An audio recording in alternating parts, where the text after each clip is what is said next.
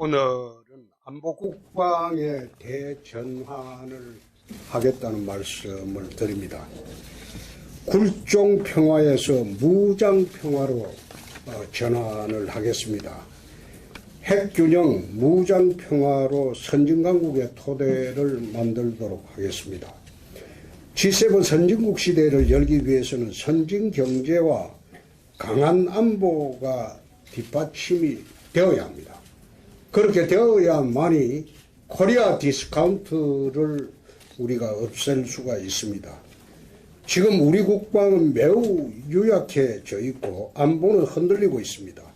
대북 정책이 국방 정책에 우선되면서 국격은 크게 무너졌고 국익은 훼손되었습니다. 더욱이 북핵과 미사일이 점점 고도화되면서 이제 데드라인을 넘어서고 있습니다. 이제 북한의 대남 핵 위협은 현실의 당면한 문제로 바뀌고 있습니다. 이제 한미 간의 군사협력을 정상화하고 강한 안보, 무장평화, 핵균형, 그리고 남북 불간섭으로 선진강국의 안보 토대를 만들도록 하겠습니다. 이를 위해 7대 방안을 말씀드리도록 하겠습니다. 대북정책의 기본은 남북 불간섭주의와 체제경쟁주의로 대전환을 하도록 하겠습니다. 이승만 정부의 반공, 박정희 정부의 성공, 노태우 정부의 북방정책, 김대중 노무현 정부의 햇볕정책, 문재인 정부의 종북정책을 넘어서 남북 불간섭과 체제경쟁주의로 대전환을 하도록 하겠습니다.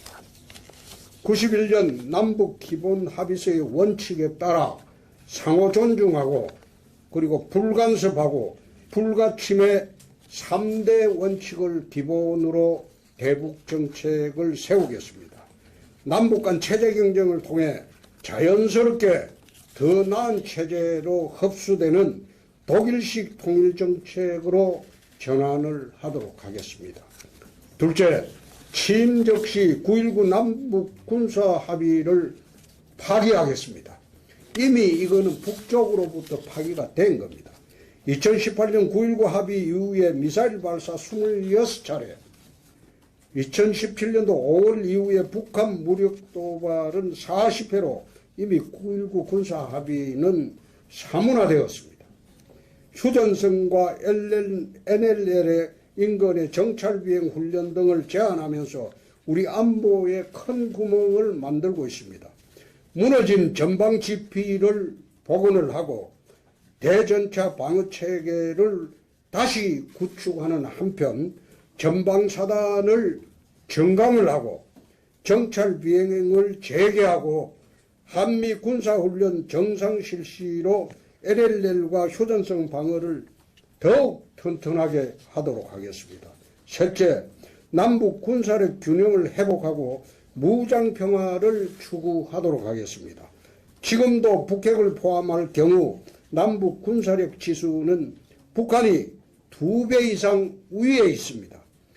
확장 억지 강화 수준을 넘어서 전술핵 재배치를 비롯한 한미 핵 공유를 통해 남북 군사력 균형을 맞추도록 하겠습니다.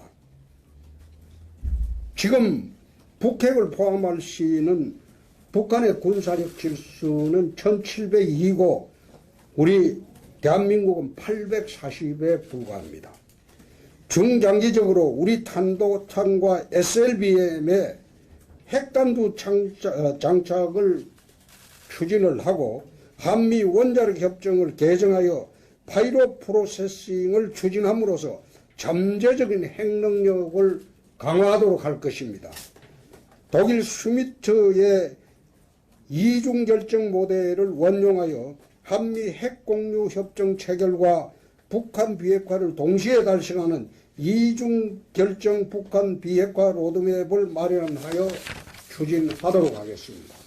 넷째, 선진국 국방 추세에 걸맞게 육해공 해병특수군의 4군 체제를 확립하도록 하겠습니다. 국가 전략기동군인 해병특수군을 신설하여 북한의 특수작전군이 옛날에 특수팔군단이라고 그랬죠. 지금 한 20만 명이 대남 침투를 노리고 있습니다. 거기에 대적해서 해서 유사수의 상륙 기술 침투 및 대북 침투 능력을 대폭 강화하도록 하겠습니다. 미래 전자전 시대에 걸맞게 모병제를 단계적으로 도입하여 전문 군사력을 강화하도록 하겠습니다. 5년 임기 중에 모병제 전환 완료가 되도록 그렇게 추진을 하겠습니다. 다섯째, 국방과학연구소 ADD의 역량을 극대화하도록 하겠습니다. 국방기술과 첨단 무기체제 개발은 민간이 함께 해야 합니다.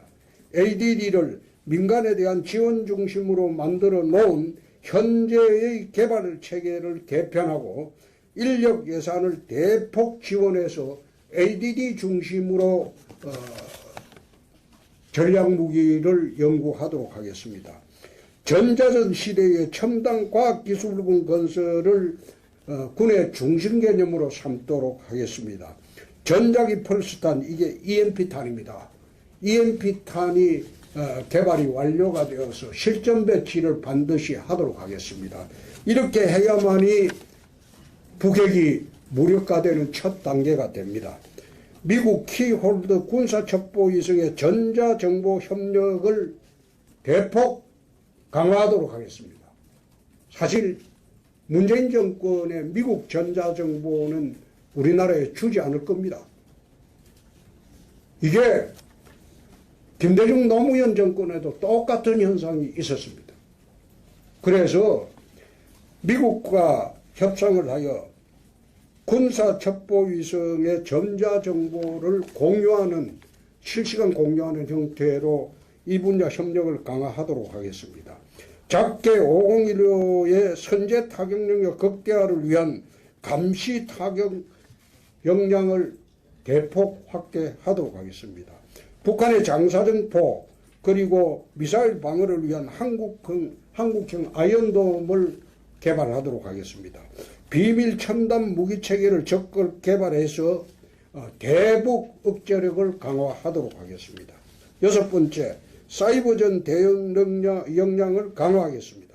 어제 KT 통신망 마비 사태처럼 전자정보망에 대한 기도소 공격 피해는 앞으로 상상을 초월할 겁니다. 확고한 사이버 안보 태세를 확립하여 국민 생활에 만전을 기하도록 하겠습니다. 나날이 확대되는 북한의 사이버 공격에 대비하기 위해 국가 사이버 체계를 정비하고 사이버전 능력을 극대화하도록 하겠습니다. 일곱 번째, 국방 대개혁으로 선진군대, 효율적인 군대를 만들도록 하겠습니다. 선진국 군대에 걸맞게 잘못된 병력 문화를 혁신을 하고 국가의 헌법적 가치를 수호하는 대한민국 국군으로 거듭나게 하겠습니다. 국방 군수 획득 분야에도 블록체인 관리 체계를 도입을 해서 관리 혁신을 이룩하고 비리와 효율을 없애겠습니다. 군 인력 감소 추세에 대비해서 이스라엘 방식으로 비전투 부분은 과감하게 민간에 개방하고 예비역 중심의 민간 군사기업의 참여를 확대하도록 하겠습니다. 이상입니다. 질문 있으면 하시죠.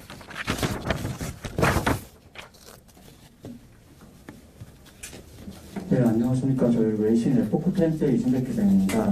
후보님께서는 전술핵 배치로 한반도 핵균형을 이제 이뤄야 한다고 말씀하셨는데, 동맹국인 미국과의 어떻게 세부적으로 이렇게 이뤄낼지 세부적인 계획이 있으신지 좀 알고 싶고요.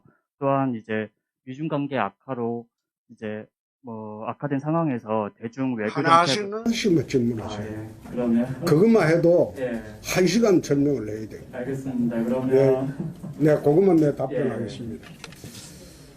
2017년도 10월에 전술핵 재배치와 관련해서 미국을 방문한 일이 있습니다.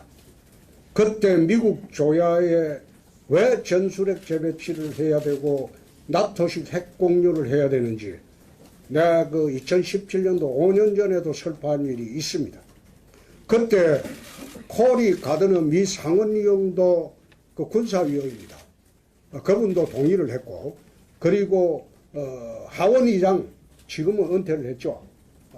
그분도 거기에 상당한 공감을 표시했고, 하원의 군사위원장도 아마 제 기억에는 텍사스주의 의원으로 기억을 하는데, 그분도 그 부분에는 동의를 할 그런 정도로 공감대가 형성되어 있습니다. 또 최근에 미국의 다트머스대 부부 교수께서도 2015년도 제가 미국 가서 한 논리를 그대로 받아가지고 한국에 핵 개발이 필요하다. 그게 NPT 10조입니다. NPT 10조를 보면 자위를 위해서 NPT를 탈퇴할 수 있다는 조항이 있습니다. 북핵이 개발되어 있기 때문에 이미 NPT를 깨버린 게 북한입니다. 그래서 한국 핵개발의 정당성을 그때도 5년 전에도 미국 그 외교협회에서까지 가서 역설을 했습니다. 그리고 지금의 북한의 핵능력은 이미 미국도 컨트롤을 할 수 없는 단계까지 와버렸습니다. 이제 외교로 될 수가 없습니다.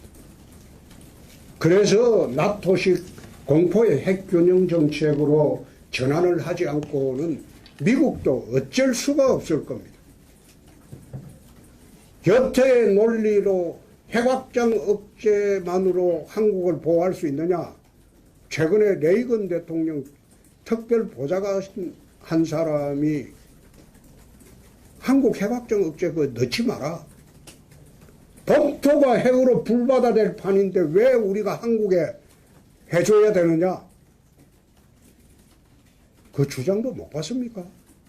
아프가니스탄 사태 기억합니까?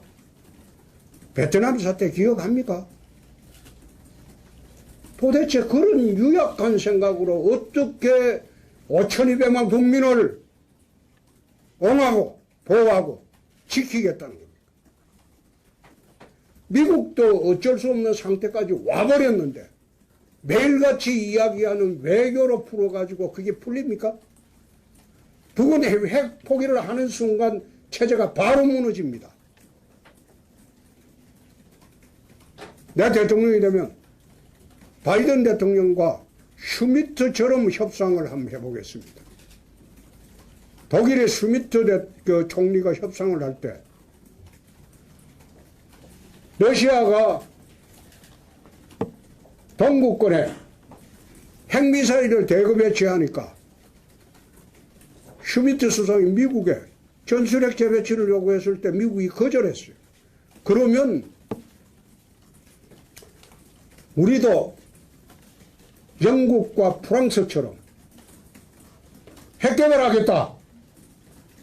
그렇게 해서 전술핵을 지금 나토에 5개국을 배치를 했습니다. 그러고 난 뒤에 러시아의 핵미사일 대부분이 철수를 했습니다. 더골이 핵개발을 할 때 나토에서 탈퇴를 했습니다. 탈퇴를 하고 핵개발하고 난 뒤에 나토에 재가입했습니다. 중국이 핵개발하고 난 뒤에 인도가 핵개발했습니다. 파키스탄이 핵개발했습니다. 그러고 난 뒤에 국경전쟁이 있습니까? 국경의 충돌 자체가 없습니다. 충돌할 수가 없어요. 어떻게 그런 나약한 생각으로 대한민국을 지키려고 합니까? 또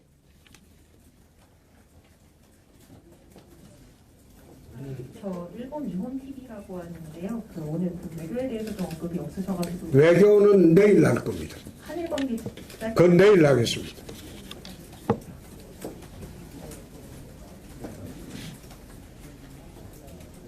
네, 저 일본 NHK 김민우 기자라고 합니다.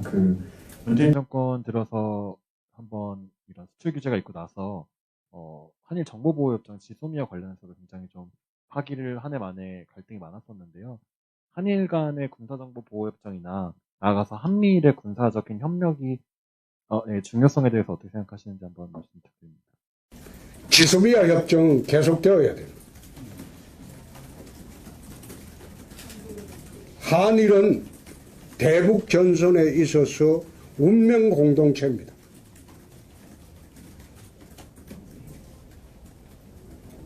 그 말로 정리가 다 될 겁니다. 예, 또. 네, 안녕하세요. 저는 미국에 본사가 있는 외신 에포크타임스의 이가섭 기자라고 합니다. 방금 너하고 똑같잖아. 네, 둘이 왔습니다. 네.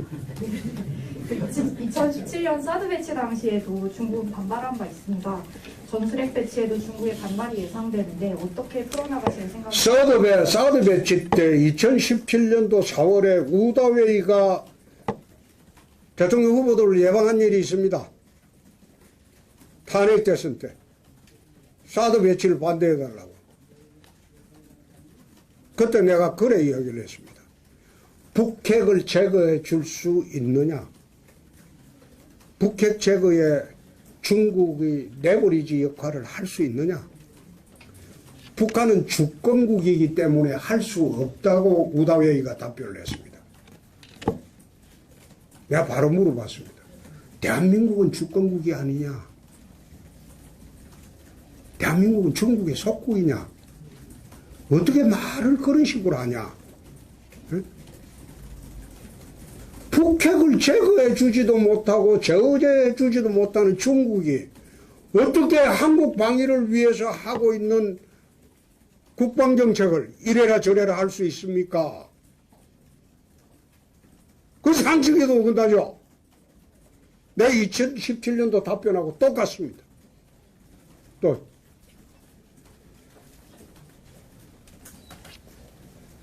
네, 안녕하세요. SBS 김형래 기자입니다. 오늘 공약 중에서 이제 그 해병 전략 특수군 창설하셔서 4군 체제로 개편하신다고 말씀을 하셨는데, 그럼 이 개편 작업이 다 끝나면 전체 군 규모는 지금 53만 명보다 좀 줄어듭니다. 줄어든. 그렇습니다. 어떤 식으로 좀 인원 배치가 어떻게 될까요? 지금 6분이나 40만 명 되는데 비슷하게 가는 걸까요? 지금은 인해전술 시대가 아닙니다. 이라크 전쟁 맞죠? 전자전으로 이미 초토화시켜 놓고 그 다음에 군이 들어갈 때는 안정화 부대라고 합니다. 그 국방전력이 그렇습니다. 옛날처럼 머릿수로 하는 전쟁 시대가 아니고 전자전 시대입니다. 그래서 우리가 필요한 거는 전자전의 전문 기술 인력이 필요하고 전자전에 능한 병사가 필요하고, 실제로 우리가 필요한 건 해병특수군처럼 적 후방에 침투해서 교란부대가 훨씬 더 우리한테 필요한 그런 강군입니다. 그래서 해병특수군을 북한이 20만입니다. 우리는 적어도 10만은 특수부대가 있어야 되지 않겠습니까? 그래야지 국민들이 안심하고 살죠. 그래서 이 해병특수군부터 전부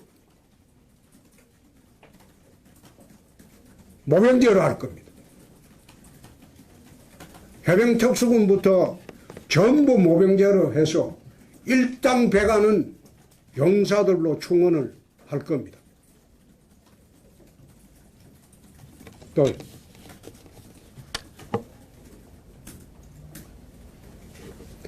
더 없죠? 예. 데이지한 정도원입니다. 그 정책에 대해서는 내외신 질문이 많이 나온 것 같으니까 좀 전국 현안에 대해서 여쭙지 않을 수가 없는데요. 아니 그건 하지 맙시다. 아니 오늘 문 대통령하고 이재명 후보가 만난 거 워낙 많으니까. 그거는 오늘 내 김광을 TV에 가서 이야기했는데 적절치가 않는 게, 만나는 장소도 그게 대통령이 만날 장소가 아니죠. 거기 상춘제에서 만났다고 합니다. 대통령이 본관에서 만나면 녹음을 합니다. 그런데 상춘제에서 만나면 녹음을 하지 않아요. 근데 둘이 무슨 꿍꿍이가 있어서 쏙닥거리려고 상춘제에서 만나느냐 이 말이에요. 한 사람은 대장동 비리의 주범입니다. 또 한 사람은 대장동 비리를 갖다가 파헤쳐야 하는 최종 책임자입니다. 그걸 본관에서 만나면 이게 녹음을 해야 돼요. 청와대 규정상. 그게 대통령 기록물로 다 남습니다. 근데 상춘제에서 만나면 녹음을 안 해요. 그래서 내 상춘제에서 만난다는 소리 듣고 비공개로 둘이만 쏙삭인다는 소리 듣고 저 틀림없이 뭔가 거래를 했을 건데 뭐 속된 말로 그럴 수도 있죠. 내 대통령 되면 네 봐줄게. 지금 내 좀 봐주라. 뭐 그 뜻으로 은근히 하실 수도 있고. 그래서 나는 아주 부적절한 만남으로 하고 지난번에 만나기 전에 그거 만나서는 안 된다고 했습니다. 그리고 오늘 청와대 발표 보니까 야당 후보와도 만나겠다. 나는 후보가 돼도 문재인 대통령 만날 이유가 없어요. 만나지 않습니다. 어떻게 그런 식의 속에 보이는 짓을 하느냐 이 말이에요. 또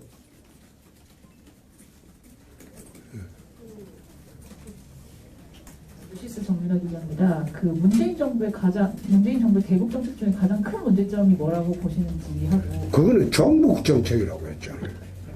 여태 정책은 나는 그 김대중 노무현 대통령 정책은 햇볕 정책으로 봐줄 수는 있어요. 그런데 문재인 대통령 정책은 자기들은 햇볕 정책 3기라고 주장을 합니다만 제가 보기에는 이거는 종북 정책입니다. 국방에 관한 한 김정은이가 한국 대통령이 돼버렸다. 그거는 5년 전에 탄핵 대선할 때 TV 토론하면서 내가 한 말입니다. 그게 지금 5년 내내 현실화되어 있지 않습니까? 김여정이가 한번 나서서 한미 군사훈련 하지 마라. 그러니까 못하지 않습니까?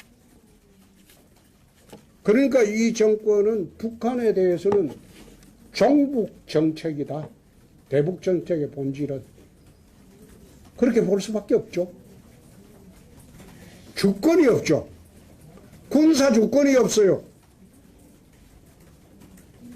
그러니까 지난번에 나 김영철이 내려왔을 때 우스갯소리로 이 말도 한 일이 있습니다. 문재인 대통령은 국군 통수권자가 아니라 국군 뒤통수권자다. 국군의 뒤통수만 치는 사람이다. 내 그 말을 김영철이 내려왔을 때 한 말입니다. 없죠 이제? 예. 네, 용인비 황제라고 합니다. 그 이번 정권에서는 이제 남북 회담을 굉장히 많이 했습니다. 그 뭐 북미회담도 하고요. 근데 대통령이 되시면은 남북 회담을 하실 김정은을 만나실 생각이 있으신지요? 나는 쇼는 안 합니다. 성과가 있는 거라면 하겠지만은 보여주기 식의 쇼는 안 합니다. 지금 문재인 대통령 남북 정상회담 한 게 전부 쇼지 않습니까? 남북 정상회담을 했으면 뭐 북핵이 줄어들든지 없어지든지 했어야죠. 북핵은 지금 막바지 단계까지 와버렸는데 아니 무슨 명목으로 남북 정상회담을 합니까? 응?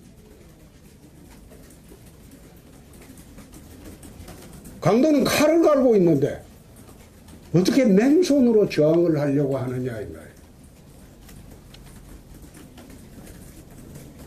또 이제 없죠? 예. 정윤아 기자는 한 번만 물어요. 자, 여기 기자님. 이모만이 신문사 사가구치 기자입니다. 네. 아무 질문 아니지만 조금 전에 노태우 대통령이 돌아가셨는데 가능하시면 대통령 후보로 코멘트 부탁드립니다. 감사합니다. 노태우 대통령. 제 페이스북에 이야기했는데 노태우 대통령 시절에 가장 잘한 것은 저는 북방 정책이라고 봅니다. 노태우 대통령 시절에 가장 우리가 주목해야 될 것은 그간 보수 정권이 유지하고 있던 남북 대립 구도를 완화하는 북방 정책을 가장 잘했다고 저는 생각합니다. 그리고 두 번째, 범죄와의 전쟁을 하면서 한국의 조직폭력배를 척결했다는 데 대해서 저는 큰 성과라고 봅니다. 그분의 명복을 빈다고 내 페이스북에 썼습니다. 네. 다 됐죠? 네. SBS 김영래입니다. 공약 관련은 아니고 현안 질문인데요. 오늘 이제 선관위에서 여론조사 문항을 확정해서 이제 발표해서 거기에 대해서 이제 지금 페이스북에도 글을 쓰셨었는데 입장 어떠신지 한 번만 마지막으로 여쭙겠습니다. 그거 결국은 저희들이 한 주장대로 들어준 것 아닙니까? 그래서 저는 거기에 대해서 전혀 이의 없습니다. 그게 당원 투표가 한 번 하면 여론조사 투표도 한 번 해야죠. 당원 투표는 한 번 하고 여론조사 투표를 4번 한다? 그럼 당원 투표도 4번 해야죠. 그 상식이 안 맞죠. 그래서 한 번 한 것에 저는 만족하고, 또 특히 이재명 후보하고 경쟁력을 본다고 했는데 최근 여론조사는 저만 이기잖아요. 그리고 저로서는 그 말이 좋은 게 없죠. 저만 유일하게 이기니까. 다른 사람들은 마이너스잖아요. 예. 정윤아 기자 마지막으로 질문하세요.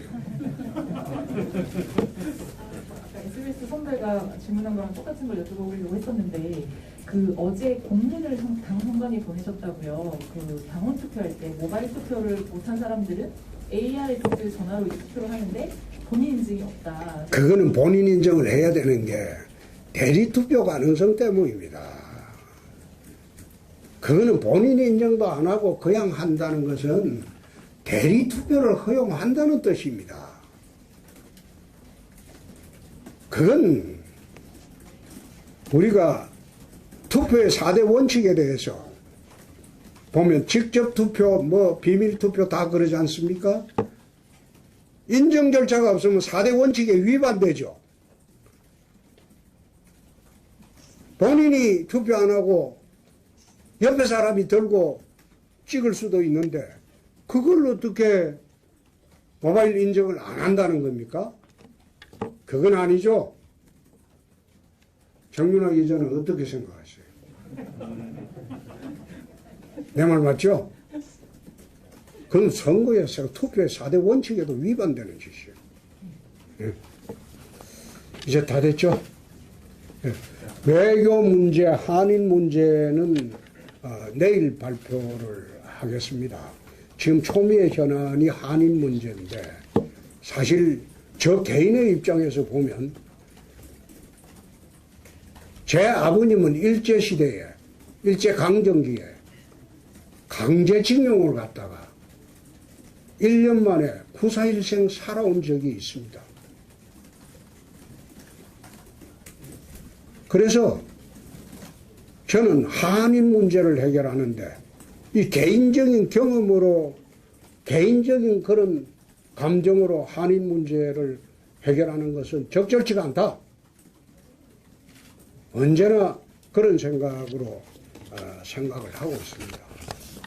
내일 한인 문제, 한중 문제, 그리고 한국 외교 전체의 문제는 방향을 내일 말씀을 드리도록 하겠습니다. 이상입니다. 감사합니다.